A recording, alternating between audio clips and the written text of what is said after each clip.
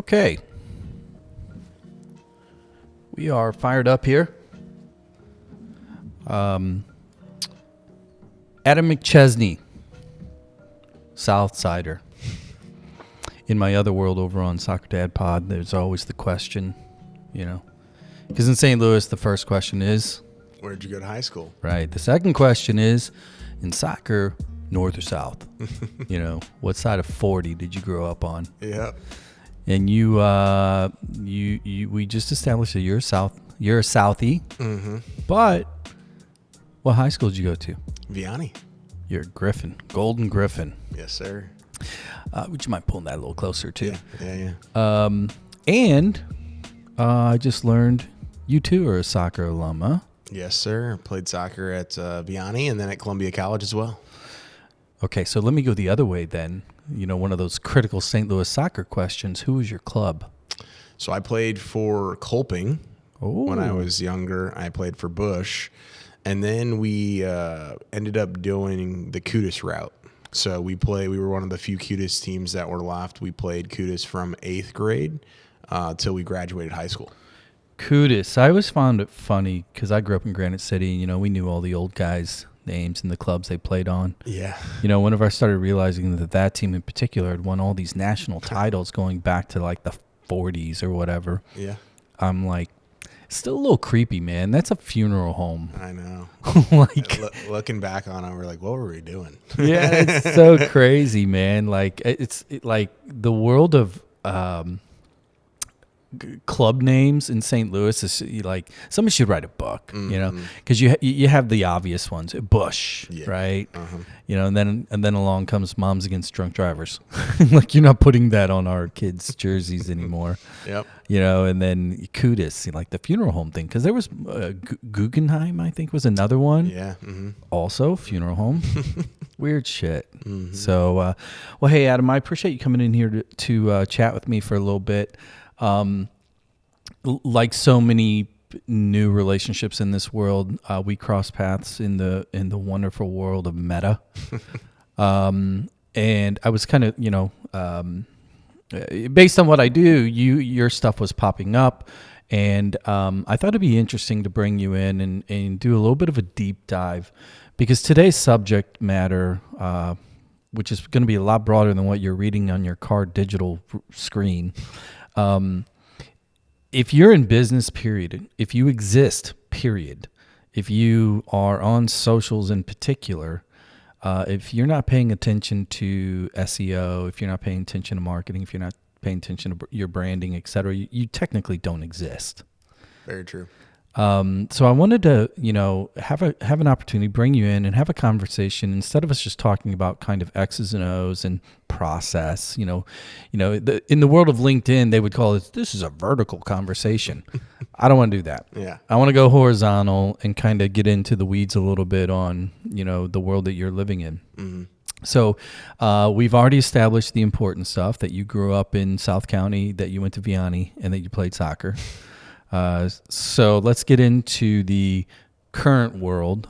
Give us a little bit of a resume preview, your current role, the name of your company, the basics, and then we're going to get into the weeds a little bit. Yeah, so I'm the CEO and founder of Builders of Authority. Builders of Authority launched in 2023 in November, and it started out as a kind of group mastermind and coaching opportunity to help people build their personal brands that then drew attention to their businesses. So I was teaching people how I was using social media from the Adam McChesney channels to then grow and scale their business. And at the time, I was a partner in an Inc. 5000 agency, ended up deciding to leave that about a year ago, and went through a lawsuit trying to get out of the partnership, which is a long story. But one of those non-compete kind of dealios. Well, so I had a franchise before that of a digital marketing agency, and then they kind of bait and switched me into becoming a partner because I had a very lucrative, about $2.5 million profitable agency. And so I became a partner, and it was kind of a little bit of a bait and switch. And so I realized, like, hey, I want out of this. I owned a percentage of it, but I just put in, healthy six figures in liquid cash. And so basically went and had to file a lawsuit to get my payout, but then to also get my non-compete waived. So let's not just skim over titles and acronyms and everything today, because I know a lot of people listening and everybody's heard these words, but they think they know. But I do want to go a little bit slower on the details. For example, a digital marketing agency. Yes. Core business. What are you doing in that previous life, and who are you doing it for? Yeah, so website design, search engine optimization, so ranking the website and the Google business profile, and then paid ads on Meta and Google, primarily for local home service-based businesses and contractors, with some national, campaigns as well. So did that, and then basically had this non-compete from February of last year until October when the lawsuit was finalized. And we basically walked away. And then I relaunched the digital marketing agency back in October. So I kind of have the coaching component to it, but now I have the done for you agency again. We have about 45 clients and 8 team members. So let's talk a little bit about, excuse me, the Facebook group page first, because it seems to me like that might be kind of a critical component or a cog in the wheel. Sure. As far as like creating ideas, illustrating value, and finding new prospects or helping individuals. It's on Facebook. It's a Facebook group. It's called Builders of Authority. You can, I would say Google it, but just go to Facebook and search it. It's an invite group. You go, and I'm sure it's pretty easy. Yeah. Yeah. I know a guy. Are you human? Do you breathe? Yeah. We will let you in. Yeah. Just take a second and describe the page, kind of what the intent is on the page for anybody coming in, wondering, is this a cult? Do I have to pay a monthly fee? Mm-hmm. What does the Facebook page focus on? Yeah, so it's kind of a 3-tiered system is what we have under Builders of Authority. So we have that free group where I post every single day, 7 days a week. Sometimes it's like a really tactical tip. Sometimes it's just mindset and motivation, but it's all about bringing more attention to your business through your personal stuff, your personal social media channels. And then also we now tie in digital marketing that I don't have the non-compete anymore. So it's tips and strategies that are very, very value-based that people just know that they can go to that page, ask questions as well. So a lot of people go in there, hey, what can I do for this? Or does anybody have any ideas here? But that they know that I'm going to show up and deliver stuff. I've done some trainings and things like that in that group as well. But kind of the next level up is we do 3 coaching calls a week inside of our paid community. Mm-hmm. So people can pay, they get access to myself and my team, and we teach them basically Monday, Wednesday, and Thursday. So that free Facebook group then leads into the group coaching component where we teach personal branding and social media, where we teach digital marketing, then we teach sales. And then above that is kind of the agency, where we then do it for them. So the freebies, you're like a drug dealer. The freebie is like, hey, first one's free. Here you give go, you a little bit of a taste. Have a little fun, right. And then it's like, okay, incrementally, let's maybe hyper focus on a few things that we know are the low hanging fruit as far as what your needs/wants might be. Mm-hmm. And then I'm assuming the third level is like, I would have to assume that it's like a soft sell, because once they're in it and they do a few of those things, then they're going to realize yay or nay whether or not they amp it up, mm-hmm. And try to, because most people are like, once they figure it out, they then have to make the decision, do I want to do it? Yeah. Or do I want to pay somebody to do it? And what's the ROI? Exactly. Is that kind of the 100%? And then the other aspect was, so when I was running the agency previously, in my franchise of the agency that I started, I had 150 clients on my own that 90% of them I got from my social media stuff. And then when I became a partner, we had 500 clients. And so it was always this game of like, how can we sell more clients? How can we do all this stuff, right? It was a corporate environment. Whereas now it's like, I have a certain criteria of what the business needs to look like that we're going to work with, because a lot of people sign up and pay for marketing and they don't need it. It's not that they don't need it, but it's not good for their business. Right. They're a brand new business and they want to spend $5 or $10 a month on marketing and advertising, when in that group or my free program, I teach them a lot of the things that they need to do on their own before they go level up. So it's kind of like a value stack of where you're at is different. So here's where I want to go. I don't want to get into kind of what people might perceive as the educational portion. Yeah.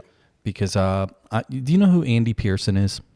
You follow him? It sounds familiar, but I don't know. Exactly. Well, you'll know his brand, Liquid Death. Oh yeah, okay. Yeah. Right. So he's my like spirit animal on LinkedIn from a marketing brand, etc.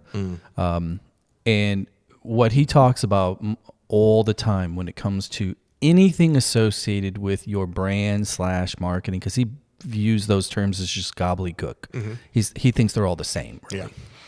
And he points to, and you touched on it, and this is where I want to go. He points to the reality that people just want to be entertained. And so like whenever somebody's trying to build a business, and whatever your widget is, be it legal services or you're putting on a roof or you're selling blouses or whatever it is, people still want to do business or find the human you. Yes. So talk about when you engage an individual, or maybe, let's talk about the free stuff within Builders of Authority. Why is it important for people to look in the mirror more than they probably are when it comes to talking about what their service is, in so much as selling the person, selling the characters, selling maybe the sense of humor or whatever it is? Because I believe the way you word it is like, they really need to, feature themselves. Yeah. Well, so like at the end of every aspect of this is kind of what you mentioned, is like people do business with people. Right. And so if there's more loyalty, if you will, or there's more authority, then somebody is a lot more likely to not just do business with you, but be a lifelong customer. And so what I found is people that hide behind a business brand, but don't show who they are as the individual, typically somebody will go sign up, and then the next cheapest option that comes around for digital marketing, like there's no brand commitment from that end. So people hop from thing to thing to thing. When you share a little bit more about your business and who you are as the individual running it, you're a lot more likely to lock arms with those people for life. And then they're going to go refer you to all of their friends. So it's really like the unlocking of infinite lead generation for your business. So I own an auto glass company as well that I launched back in 2021 from a simple website and a Google business profile that I built and ranked as a case study. And I get 3 to 5 leads a week of people reaching out to Adam's Facebook page saying, hey, right, I know that you run this auto glass company, even though I've never touched auto glass in my life, but I've talked about me owning the business. Now, if I just let that thing go do its own thing, again, 3 to 5 leads isn't a ton, but you stack that over time, and not to mention the amount of people that just find our website and call because they know me. If I would just hide behind that, it wouldn't happen. So take a second and speak to the individual that is potentially listening, that hates social media, that is, likes their privacy, et cetera, et cetera, et cetera. But yet they're trying to build a business that is, branded out, and maybe it's a logo, maybe it's, just a simple font or whatever.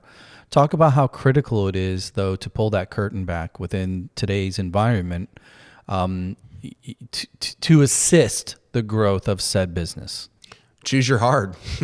Like you're either going to struggle to generate leads and grow your brand, or you're going to have to face of like, hey, people all the time, I don't want to be on social media, or I'm afraid of what other people think, or I don't want people to know everything that I'm doing. Okay, well, the alternative is you're going to struggle to grow your business.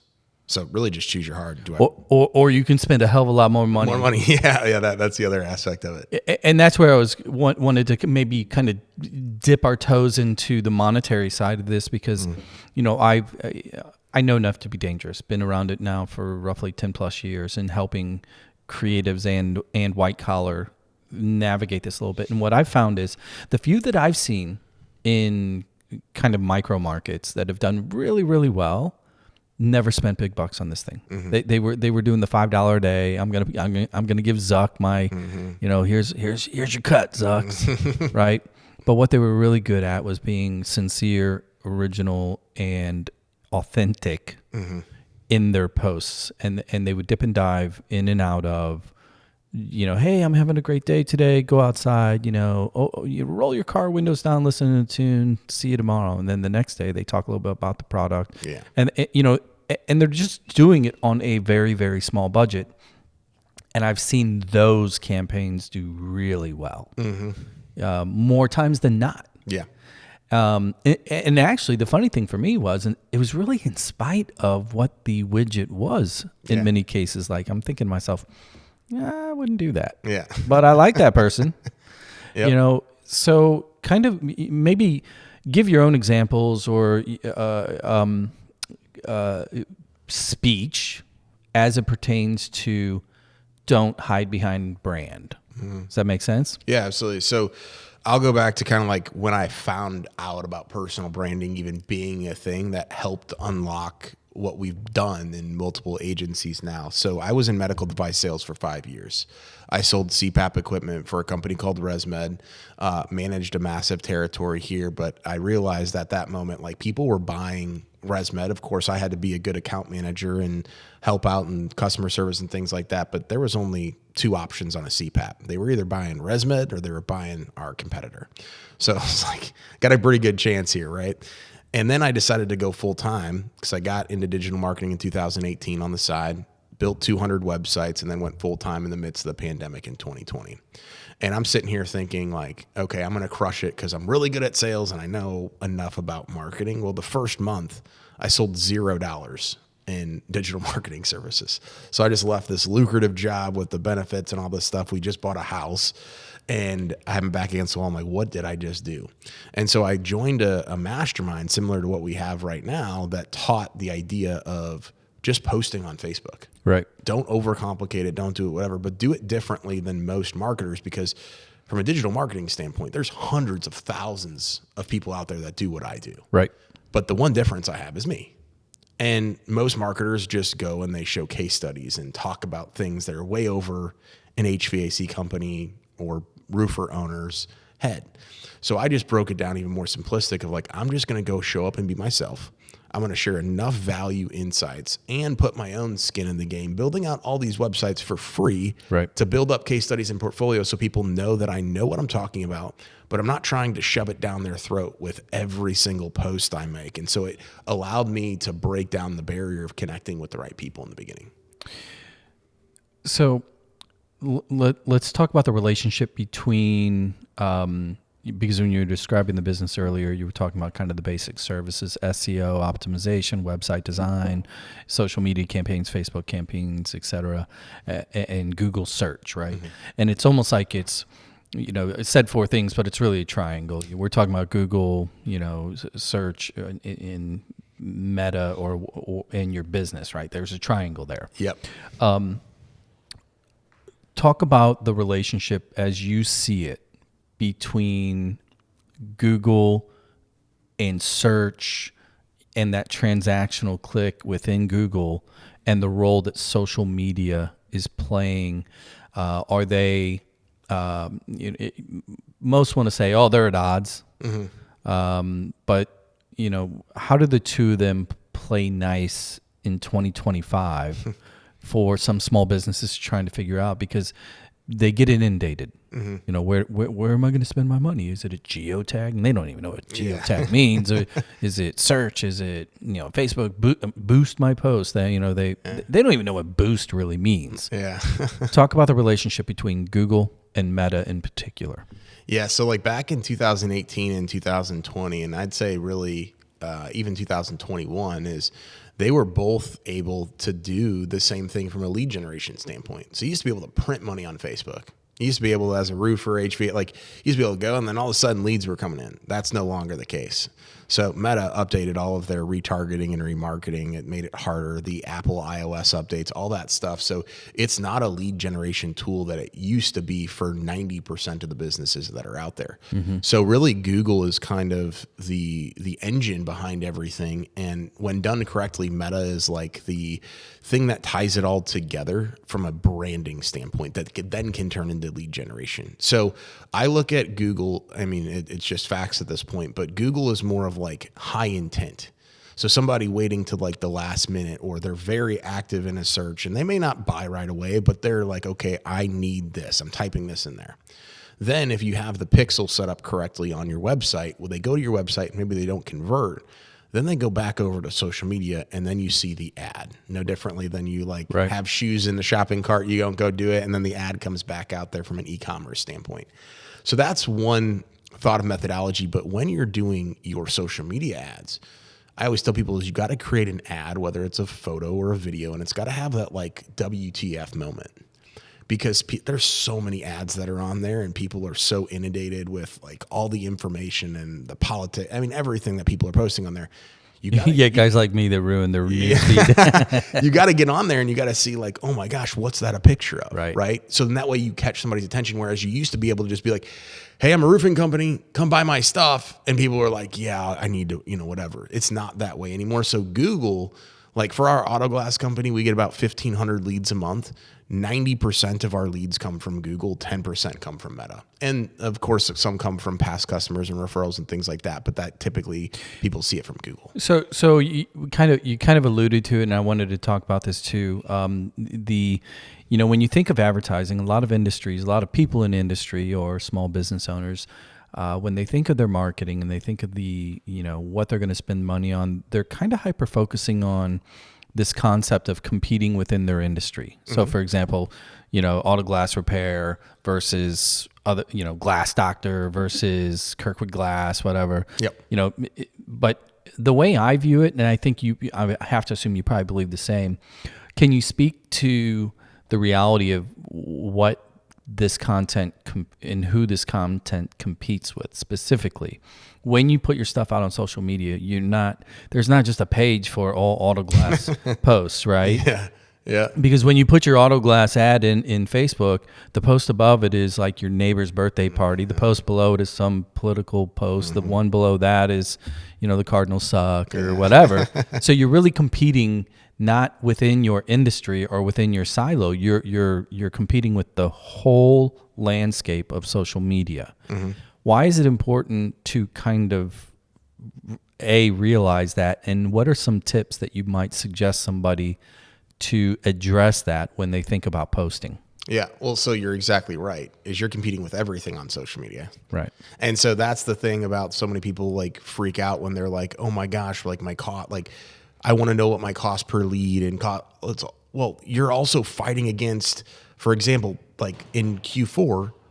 The ad costs were through the roof because of all the politics stuff and the election, right? So like people don't necessarily think about that, whereas Google pretty much just stayed the same because it's a completely different platform. So you are right, and that's the reality of it. Now, to stick out and do it differently is you can't just like show up anymore and just do enough and like assume it's going to work. So you have to be super, super consistent with it, but you got to get better at it, right? Like when you get started, that's better than not doing anything. But if you do the same thing on day 90 that you did on day number 1, just like entering into the system, you're going to struggle as well. So take a second and speak to the reality of consistency versus perfection in content. Because there's this perception for individuals that are really, really good at whatever they do, whether it's a mechanic or otherwise. But when it comes to social media or creating content, they're not that good at it. But their expectation is they need to be perfect at it. They got to be great at it. And sometimes, to your point, what you alluded to, it's more important to just do. Yeah. Speak to why. Maybe from an algorithmic standpoint or a number standpoint, why is it important to just stay active? Yeah. Well, the platforms from an algorithmic standpoint love it, right? So like whether it's Google or whether it's Facebook or any platform that's out there, the more that you post, the more at bats you're going to get, right? And so the more chances that something is going to catch off and go viral or get a bunch of attention. I've missed probably less than 10 days of posting at least once a day, if not twice a day on Facebook in the last 5 years. And so at given points, right, there have been other competitors of mine in the marketing space that get more attention because they do something super flashy, but then like they fall off the face of the earth and then you never hear from them again. And then they come back or whatever, right? The biggest thing, right? And even just since I relaunched my agency in October, was the thing that people were following me for consistently was just the fact that they always saw my stuff. So I get 3 to 5 leads a day for people raising their hand wanting digital marketing, whether they find our free group, whether somebody makes a post and says, hey, who's the person for SEO? And I get tagged a bunch of times. People are thinking about me when I'm not physically in front of them, which is the best place to be, because now I'm getting all of these referrals where other people are going out of their way to do that. So it's not even just about the consistency for the algorithm, it's consistency for the other people. And those other people may not be your clients, but they can go introduce you to your next clients. Yeah, it's so prescient, because again, I started off earlier. You got a business, I don't care what it is. If you are not hammering social media, like to a degree, it does not exist. Short of having, I don't know, maybe a hat stand in Times Square, because it's about traffic and eyeballs. Yeah.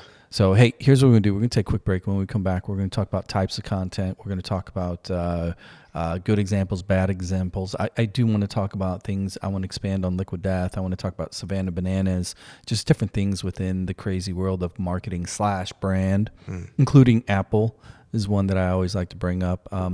So Adam McChesney, we'll be right back. Okay, we're back.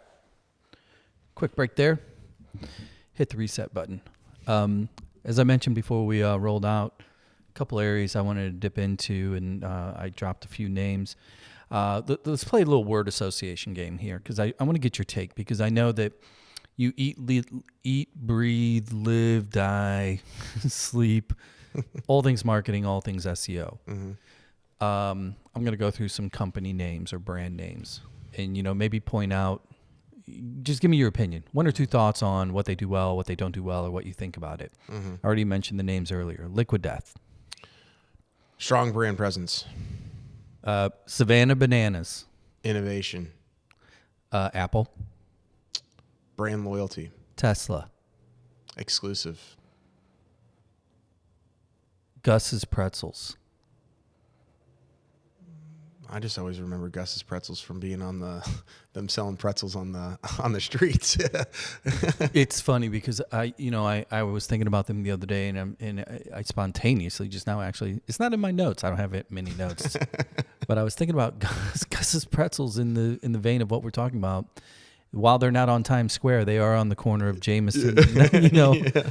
And I think that that's an anomaly. And I think a lot of people still think in terms of historic anomalies, when it comes to marketing or branding.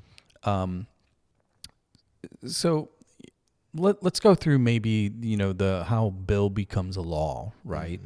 Somebody has said business, whether it's a bar or roofing company or whatever it is.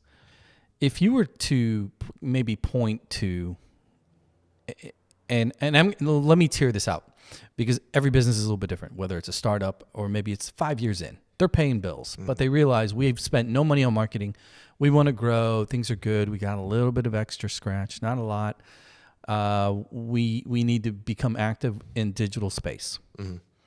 For this baby company, what would be like a step one in your world? Yep.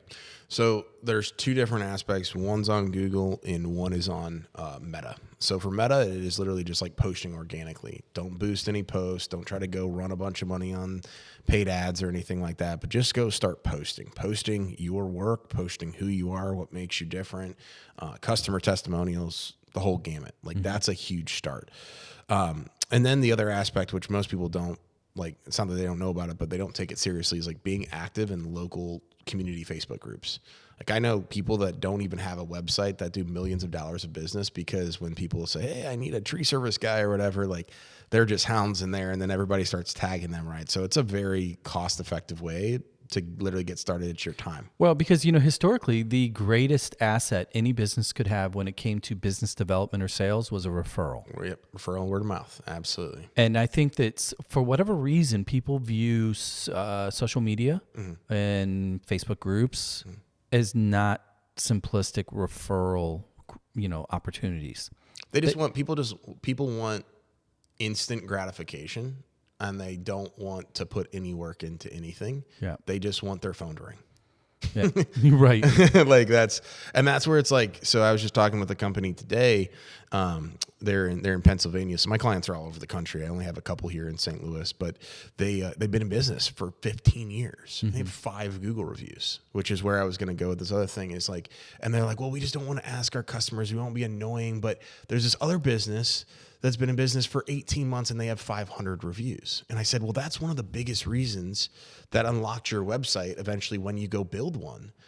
To be able to have a good, like I compare everything with marketing, like going to the gym, the upper body and the lower body. The upper body, it could be an example for your website. The lower body is your Google Business Profile. A Google Business Profile is free to set up, but you have to actually use it, right? So you need to make sure that you're getting reviews. You need to make sure that you're posting to the platform no differently than you posted on social media. And so often people don't get reviews. They don't post. If they get a bad review, they just let it sit there or they blow up on the customer, right? That's free and easy to do. So let's talk about reviews, because that's a landscape that, myself included, it's difficult to understand, because it's like, okay, if you want to buy reviews, you're afraid that half of the reviews are going to come back in Hindi, right? You know, so you're like, okay, well, organic reviews are the best because they need to be real people. So when it comes to procuring or a strategy to increase reviews, what are some of the things that you see or suggest that, you know, are like starting points to address that aspect of your kind of profile, your digital profile, that being reviews from customers or fans or friends? So I'll take it in 2 different angles. There's the tech stack, and then there's just like the you doing the work stack. So a lot of CRMs that are out there, like when you, like a lot of my clients, when they hit job close on the CRM. Again, we have people listening that don't know what that means. CRM. Customer Relationship Management Software. Bingo. Okay. So when people click, like if a roofing company hits, hey, job ended, and we collected the invoice and we sent it off or whatever, then automation goes out for a text message or an email that says, hey, thank you for your business, leave us a review. So the clients that I have that do that get a lot more reviews than the ones that don't. But not everybody has a CRM, or their CRM doesn't have capabilities, or they just don't want to do the tech side of things. Let me ask you a follow-up question, that exact scenario, because I'm one of those individuals that, and shame on me, even when I'm really happy and satisfied, I just simply don't like doing anything more. I don't want to type a bunch of words. 100%. But if you give me a question, maybe 2, no more than 3, that I can just put a number or how many stars on that, I would rather do that. Is there a difference in how Google evaluates reviews in so much, simple star ratings versus the copy? So that's actually where I was going with this next over here. So for our auto glass company. See, I'm glad I interrupted you. No, you're good. You're good. You're good, because I probably would have forgotten, in all honesty. But so for our auto glass company, we do both strategies. Okay. So we literally have all the automations that go out just from like a simple ease of use standpoint. And it's consistent, right? We know what we're getting there, right? So we have, for the listeners, we have about 450. We're at like 4.9 stars in 4 years in business. We're the number 1 outside of Glass Doctor in SafeLight, the number 1 locally owned and operated as far as most ratings, and we've been in business for a fraction of the time. So we have that aspect. Then we have the like what we call boots on the ground strategy. So one thing that we do is like we have 5 techs. We compensate our techs per review that they get where their name is mentioned in that. A little extra juice, a little bonus, right? A little extra juice, because it's, again, from a ROI standpoint, every single Google review that you get, you'd rather put it and pay it into your tech's pocket. Sure. Because you're going to have to go pay a lot more than that, $20-$25 per review, than you would have to get that same exposure on social media. And then at the end of the month, we get together a bunch of local restaurant gift cards, and then we give the person that has the most reviews, we give them a couple $100 in that. So it's kind of like you get it on the front end, you get it on the back end, and also we get more business. So let's make this even simpler, though, and I want to stay on the review side, because a lot of people, we do it and we don't realize it, but I would like you to maybe take a second and explain why it's valuable, and that being reviews. For example, we are an Amazon Prime house, period, everything. Like our delivery guys are there 3 times a day.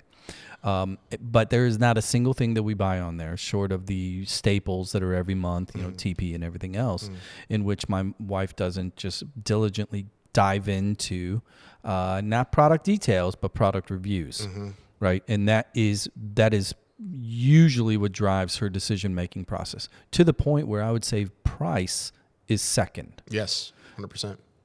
So does Google on the back end, is it overweighting to the benefit of businesses reviews? Because when you do a search for siding company, right, in Google, boom, siding companies near you, and you click that, inevitably there's a list, and they automatically rank them. You do see the ones with the most stars usually towards the top. Yeah. Is that the metric that in your experience is what is driving the list when you do a businesses near me? So yes and no. So like when you type, it depends on the keyword, right? So like, for example, if somebody types in auto glass repair or auto glass repair St. Louis or auto glass repair near me, when somebody types in near me, it's usually going to pull up the closest proximity one. So if like we were looking to go get lunch after this, pure right, geography is going to play an aspect. Now from there, if there's some stuff that's all kind of around each other, or they don't put in near me, it's going to basically use your IP to say, okay, I'm going to give you all those, but I'm going to rank it in the order of the optimization of it, which at the main point, 99% of the time it is number of reviews and your overall like aspect. So somebody could have 500 reviews, but they're at 3 stars, and somebody could have 300 reviews and at all 5 stars. That 300 person is likely going to be ahead because that overall rating does matter. Okay, so let me ask a transactional question then. You were talking about CRMs for businesses that after they close out a deal, because like my HVAC guy that I've been using now for about 5 years, every time he comes over, even if it's just to switch out, filter or water or whatever, by the time he's pulling out of my driveway, I get a text message saying, hey, if you please review blah, blah, blah, blah, blah. Yeah. Okay, there's a lot of people that don't have CRMs.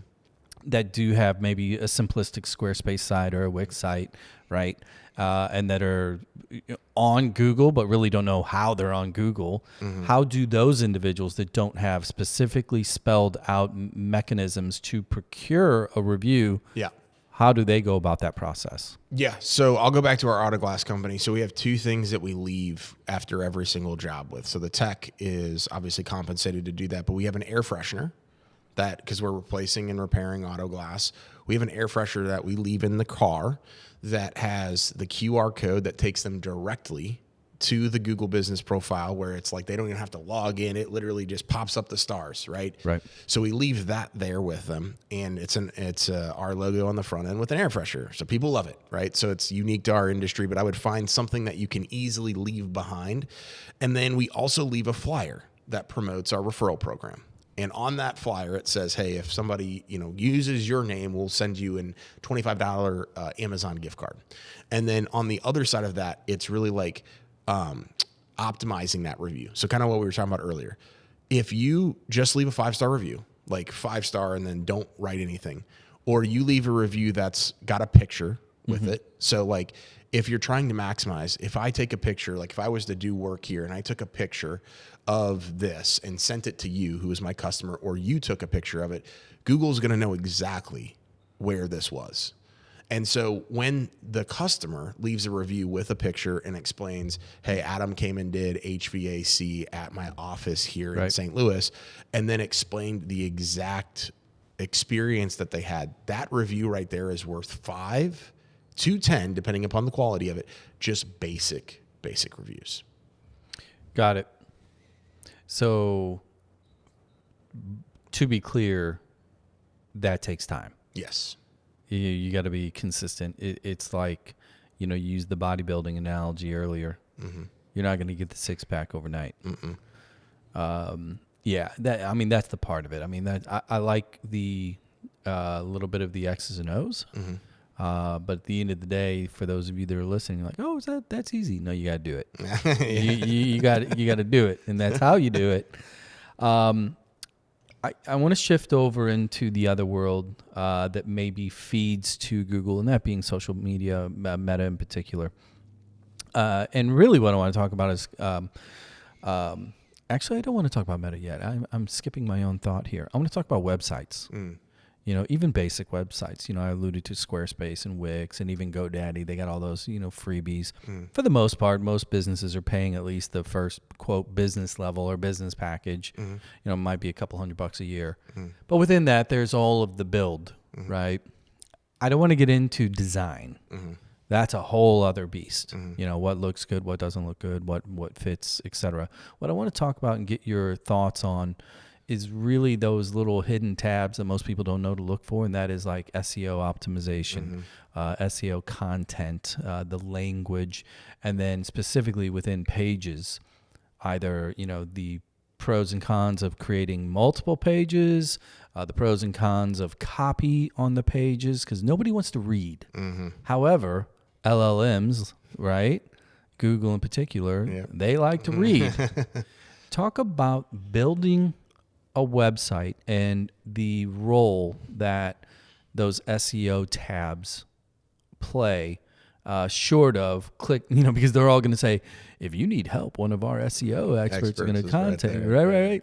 You're not going to do that. So talk about doing this stuff on your own and why it's important and what those things really mean. Yeah. So the first aspect is, and I hear this from a lot of people, is Adam, I want to invest in like a really, really nice website, but so I don't want to get started with something that's not going to be great. Just get started with something on GoDaddy, Squarespace, or Wix, or whatever platform it is, because when your domain goes out there for the first time, Google already starts to index. So if you were to wait a year, you're going to lose a year of the one factor that you cannot manipulate with SEO and all of that other stuff. So I always tell people is GoDaddy, Squarespace, Wix, those things are never going to rank. They're never going to generate you business. Those are more of online and brochures and branding stuff. But if you start to teach the algorithm with those things that you were kind of talking about with the SEO meta description. So I tell everybody is you have your homepage is like your main thing, right? So your homepage is the foundation for the rest of the website. Right. Now on every single page of your website. So for example, if you have an 8-page website, which is the typical like starter website we would build for somebody, on every single page, you have a title of that page on the back end inside of the SEO settings, and you have a description. And then every single page has headers and then alt text. So a title is what I tell people is like, this is the the title of your book. So if you were writing a book and you wanted more people to read your book, would you say the biography of Adam McChesney, or would you say something along the lines of like auto glass repair company near me? So let me interrupt. You just talked about, when you're building a page and you get all those options on the left where it says add features, right? And it's, font or pictures or whatever. You talked about the difference between header and alt text. Header is usually just kind of like a billboard. You choose the style, you format it, you design it, whatever. And it's like, this is our pool page. Let's say it's a landscaping company. Here's our pool page. And then below that, the alt text tends to be more of the descriptor. Why is it a bad idea to skip the step and just go to alt text and then change your font size within the alt text and kind of design all of your copy within the singular box? Well, so basically, like alt text is, so if I put up a picture or video, Google doesn't recognize what it is. So I have to go literally write out a sentence description saying, this is a picture of me doing HVAC work in St. Charles, Missouri. So if you try to squeeze everything in your website with one header or just one picture with alt text and all that stuff, you are not serving your website or your business properly, because everything needs to rank for its own set of keywords. So like to your question earlier, right? Do you recommend like one page, all these different things? Like I have a roofing company here they're in Fenton, Missouri. We have 750 pages on their website. So like to the average person, that's like overwhelming, but there's only 25 pages that are navigatable. The rest are all on the back end for roof repair in Lake St. Louis or metal roofing Chesterfield, because we want to meet user intent where they're at. And they all have a bunch of text on them. But again, it's not for the user. When the user gets on the page, they spend very little time. They just click out their information or they call right away. But you got to please Google in addition to like generating business. So let me ask you hypothetically, my world podcasting, right?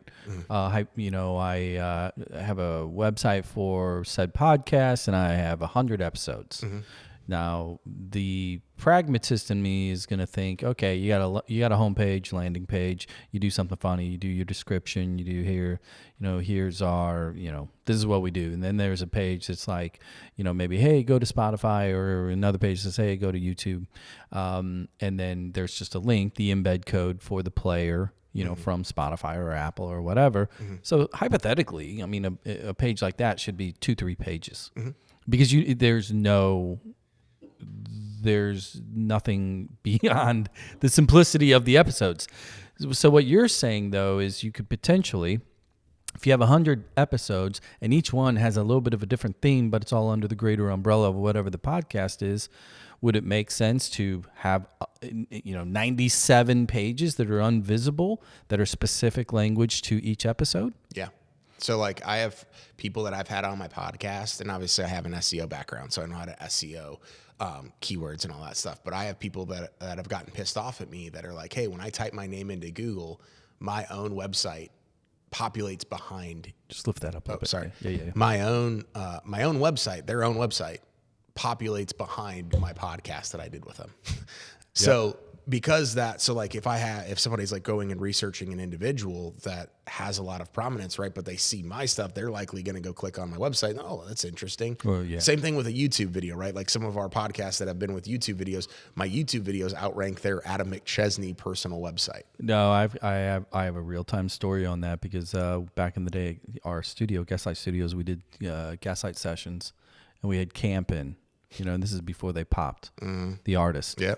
And we did some acoustic videos of them in there, and we loaded it up to the YouTube page. And, all these years later, and now they're selling out Red Rocks. We still, they release a new video, and we get a message from the manager, hey, would you guys mind taking those down? And that wasn't because we built more out on it, because we kept it super simplistic. It's because that's a rare instance in which it has gone viral. Yeah. And the comments are off the charts and the reviews are off the charts, millions and millions of views. It's one of those things because it's like the world of building this shit out is daunting. Speak to the pace at which the landscape is changing / the rules are changing / the algorithm is changing. What are things that you see that you really got to pay attention to and stay up on and modify your content accordingly versus the things maybe over the past 5-10 years that really aren't changing that much, that you need to focus on, make sure they're solid, and then lean into the things that maybe are, a little bit more fluid? Yeah. So the one thing that people don't understand is that Google has like 2 to 3 massive updates in their algorithm, which are core updates every single year. And those things change trajectory all the time, but they have a bunch of mini algorithm updates that they don't even tell people about multiple other times throughout the year. So you're always having to test stuff out, right? So like I have hundreds and hundreds of sites that I either sell off those leads, like they're just generic, like auto glass repair St. Louis of what that was. I test out a bunch of stuff, so I don't have to test it out with my client stuff. So I'm always in the lab, and my team's in the lab trying to figure out what's working, what's not, what does this algorithm update do and what's not. But the one thing that has kind of stayed tried and true is consistency of adding to your website. So more pages, blogs, etc., and then the quality of said content. So the one thing that everybody's talking about and where people or businesses are like, oh, it's so easy with AI to just write a bunch of content and all those different things. Now, Google hasn't came out flat and said, hey, we're penalizing AI-driven content, but we have literally built websites with just AI and they're not moving. Yeah. Like AI-written content. So like, for example, how we've pivoted to use AI, we have built out a ChatGPT bot for every single client that works with us. We take their existing website, put it in there, so then that way the bot like learns everything, and then we interview the client. So we ask them a series of questions about brand voice, ideal client, all that stuff, and then we put that up there. And so every single time we write a new page on their website, now we're able to do a lot more because we get the page written. Write this roof repair page for me in Fenton, Missouri. It then writes it, but we have our content writer take it down, rewrite it, put it in Grammarly, then put it in a plagiarism tool, and then send it over to our SEO person to go in and optimize it. Got it. So there is a approach, but we used to only be able to do 2 or 3 pages a month. because we had to do all of that stuff by hand. And it still was like, okay, now we're doing closer to 20 pages a month. But other people are trying to go and do 20 pages a month. And they're saying, oh, this is super easy. And all they're going and doing is just ChatGPT to the website. Yep. And that's what's going to hurt people. I got it. I tell you what, we're going to take a quick break. When we come back, we're going to touch on, I want to lean a little bit more into AI, creativity, kind of the role that design plays in this process, and then talk some super basic numbers, because that's the other part of this equation where most people are like, again, they're really good at mending shoes, but they have no idea what a good budget is for digital marketing. So We'll be right back after this. All right. We're back. Before the break, I was talking about wanting to get into a little bit of the fun, more of the fun stuff, and really kind of another one of the stumbling blocks that a lot of people run into, and that is, forget the people that say, oh, I don't want to be on social media. I'm not talking about them. I'm talking about the people that do want to be on social media, but then inevitably, you probably know the answer to this. First thing out of their mouth is, I don't know what to post, right? I don't know. I'm not creative. I don't know what to take a picture of, etc. You're not a graphic designer by trade. You probably do some design. You probably do some, creative work on top of obviously the SEO strategy, etc. Just speak to optics, design, posts, pictures, what's blurry, what's in focus, all the little things. How important is it to not be a pro at those things out of the gate, but to do those things out of the gate? So I'd say like what's behind it is the biggest aspect. So what I mean by that is like, you can have just use your phone, for example. You can literally have your phone and record an awesome video where you're like giving away all the golden nuggets, where you're showing people this last project you did. And then you could have a very, very nice camera. And the content itself could be crap. You may get a little bit more fuzzy feel because it looks good, but on the surface, it's crap. Right. Whereas this one is probably going to get a lot more attention and feeling and things like that. And that's the conversation that I have with clients all the time. Like my Autoglass company website, I built it in 2018 on Weebly. It looks awful because I built it. And I wrote all of it. It's the dumbest honestly, the dumbest website that's out there. But you're just transactional. Just crushing it with it. Whereas this other Autoglass company in town, this guy's so pissed off at me because I tried to sell him my website before and he thought I was a joke. He turned me down. Well, now all he's been trying to do for the last 5 years is just outrank my site. He just spent $20,000 on a new website. His rankings tanked because he went with a website designer that didn't know SEO. The site looks incredible, but nobody can find it. Yep. Design doesn't matter if the foundation, if what's behind it isn't good. Well, let's talk. But what I want to ask about though is maybe forget about the website, forget about Google. Talk about the creative process and the need to just be spontaneous in socials. Yeah. Because all of that ultimately funnels into the potential of Google transaction or 100%. Somebody going to the website. Yeah. Speak to that side of it. Yeah. So again, I think a lot of people are like, I get people ask all the time, well, like what mic do you use for your podcast and your YouTube videos? You're like, what camera is that? And I'm like, well, you guys see all the stuff I do now. For the first 3 years, I used my phone. I had a stupid little like mic that like sat in the middle of my desk that it always looked weird, right? But like you guys kept showing up and listening to my stuff. And it tipped over because it was like 6 ounces. Exactly. Yeah. It was clunky and all that stuff, but it was the repetition of and the quality behind what it was that I was talking about that created the foundation and unlocked the ability to do that. You spending a bunch of money on new equipment or just the equipment for the first time is not going to change the fact that you're likely going to suck in the beginning. Right. And so a lot of people think that the equipment is going to make them into whatever. I was telling you about the guy that I had on my podcast yesterday. He's got like 26,000 followers on Instagram, 500,000 on TikTok. He's a 21-year-old student that goes to wash shoes. Like, dude, Adam, I do everything on my phone. And he's like, I know all these other kids that are like, oh, what equipment are you using? I want to go buy this and be like you. And he's like, no, like seriously, I have a little stand that I use on my phone and like one of those little mics that he just used. And that's Well, the episode prior to this, I think this one will be roughly, I don't know, 13, whatever. 2 episodes back, Kelly Mano and Jeff Hayes. I was talking to you about them prior. Kelly's a heavyweight, 2.8 million followers on TikTok, and she's approaching 1 million on Instagram. Cell phone.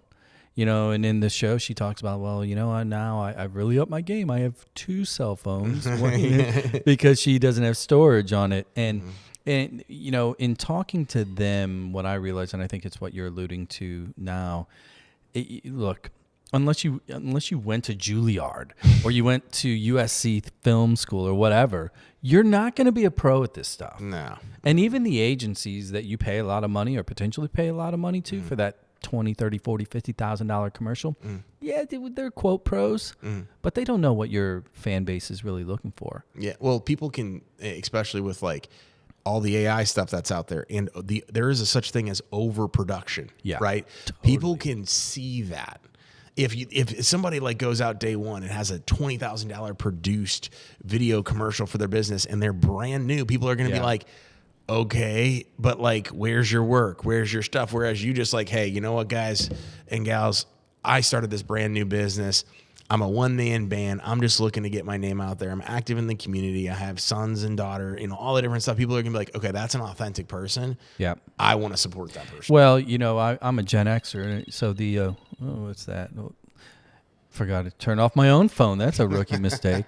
I'm a Gen Xer, and I'll go back to the MTV days. My favorite show of all the MTV shows ever when they played music was MTV Unplugged. And it was a really simple reason. I realized it later in life. It's because it was imperfect.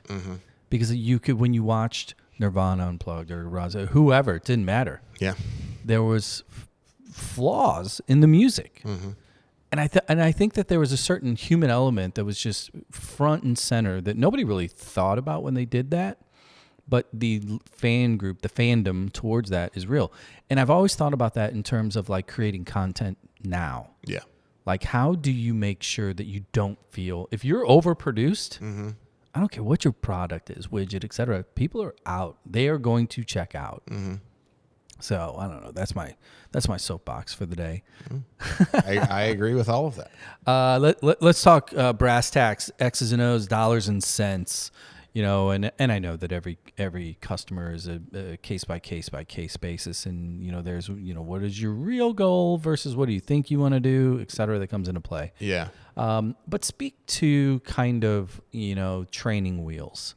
Somebody's got a website, decent photos, good amount of content. Their Facebook page is in that 2,500 to 5,000 range. They're slowly growing. They're in maybe a niche market. But to date, maybe they've spent no money other than the annual subscription on their pages to keep it up and running.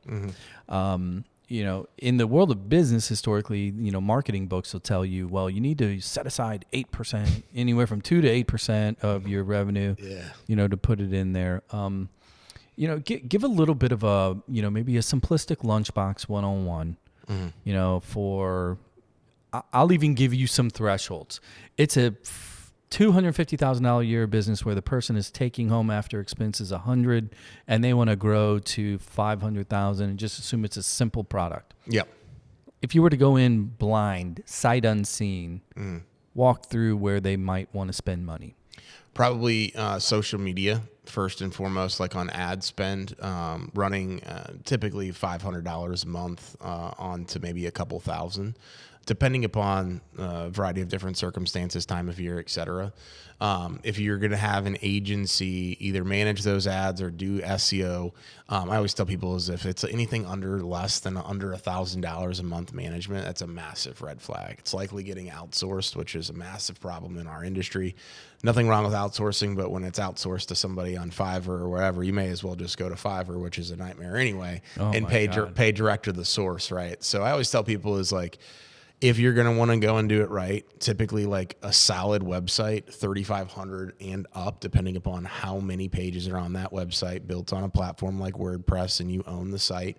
And then again, monthly management fees for one service, anything over than $1,000, you're starting to probably be in the right spot, but you'll pay, I have friends that run really good agencies that chart their minimum retainer is $5,000 a month for all those different things, right? So you'll see everything. I always tell people is like, just do your due diligence, ask for reviews, ask to talk to current customers, because anybody and everybody can make it seem like they're way bigger than they are. Yeah, because doesn't it really come down to what is your own interpretation of the time value of money? 100%. Because all these things that we talked about, to a degree, you can go on YouTube. Anybody listening to this, like looking for secret sauce, if they heard a certain keyword, they can go on YouTube, 100%. look it up, and they can find a way to dig into their Squarespace page and start typing code. I mean, I have people that, like, I had somebody literally just sign up with us about 6 months ago, and he spent over $100,000 with us, but he has 4 different companies. He goes, Adam, for a year, I watched every single one of your YouTube videos and tried to do this on my own. And he's like, I did get progress. But then he's realized, like, I thought SEO was like one thing. And then he walked through that strategy I shared earlier. He's like, yeah, you have 4 different people doing 1 page of SEO. And I said, yeah, imagine trying to do that by 20. He's like, yeah, it's time for me to sign up with you. Yeah, I think it's one of those things that now I do think it's critically important. And this flies in the face of my own hatred for homeowners and the role that HGTV played in my contracting life, because everybody's like, well, that's not how, Bob TV on this old house does it. I think it's really important for anybody with their own business to spend time. It doesn't need to be daily. It doesn't even need to be weekly. But once a month, carve a little time out and actually type in these keywords into YouTube and go watch, 15 minutes of video talking about it, because you need to understand the language, because the language is what I view as shifting slowly over time, right? Algorithm is algorithm, SEO is SEO. So you need to understand what those things really mean and then dig into it within your own spectrum. Like my best clients, the ones like, and I refer to as best as like they're most profitable for us because we charge a fair rate and they never bug us. They don't ask for a whole lot. We meet with them on a biweekly or monthly basis. They've been with us a very long time. They refer us a bunch of business. They have a good business and we're generating results for them, are typically the ones that know enough to be dangerous. They're educated on it, but they know the value that we provide outweighs what it would take them to do it or hire internally. Yeah, I can totally see that. Let's take a second before we call it a day. I want to ask about one subject or one category of content apropos given our conversation today, and that is podcasting. I read all the little nerdy industry papers and shit. As I tell people, when you make content, don't put a lot of words down. Nobody wants to read. I read. Study after study after study across the board, the role that podcasts are playing in assisting businesses and helping brands get out there and increasing awareness and increasing loyalty for a multitude of different individuals and businesses and brands. It's taking off. And I think there's a lot of different things going on there. One of the simplistic shifts that's occurring that is accelerating the podcast consumption market is just the way that people are when they get into their cars, Apple CarPlay pops up first. And my playlist, as much as I love my music, I kind of get sick of the same music. And so I started really leaning into podcasts. You podcast yourself. Yes.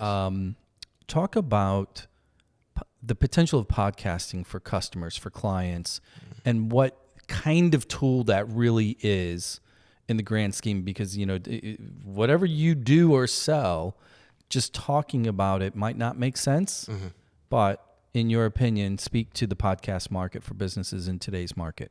So I think some of the biggest things that I didn't necessarily realize when I started, so I just celebrated like our 3rd year. We had over 150 episodes on our podcast, launch them weekly. I became a better communicator just by being a guest on podcasts and also hosting, better interviewer in person of asking questions, which has helped me sell more of digital marketing. It's also helped me better in personal relationships, business relationships, and with my team. But on the surface level, so many people are like, oh my gosh, Adam, like I started a podcast, but I started and I only made it a couple episodes and I stopped. Like, how have you done 150? They think that I just show up every single week and just like crush it with business. They don't even see like how many, like very few people in all reality listen to my episodes or watch the podcast videos on YouTube, right? But what they don't realize is it's a continuation of the other stuff I do. Right. So people see my podcasts, or they at least see me post, hey, Adam did another podcast this week, and maybe they'll listen, maybe they won't, but then they see my social media stuff. So many people want to start a podcast, and they want to be the next Joe Rogan or Ed Milet or Andy Frisella or whatever, or they want to just like interview people and be like, oh my gosh, I'm going to like get business from them. Right. And that's just not the truth. The one time I've closed the client directly, like from just interviewing them and having them on, was I didn't even want to have this person as a guest on my podcast. It happened 3 months ago. Somebody's like, hey dude, you need to have this other guy on your podcast. And I'm like, I don't even know who he is. Like he doesn't really post on social media. Like I don't know a lot about him. He goes, dude, just trust me. He owns a real estate investment company here in St. Louis. He walked in and he was like, Adam, I've been looking at you on social media. We're getting ready to hire this big local agency here in St. Louis, but they're trying to charge us $30,000 a month. And I'm like, what industry? You immediately were like, I'll do it for $29. Yeah, I was like, okay, so like, but I had him on the podcast, right? And we had a great conversation. And then 2 days later, he signed a $100,000 a year contract with us.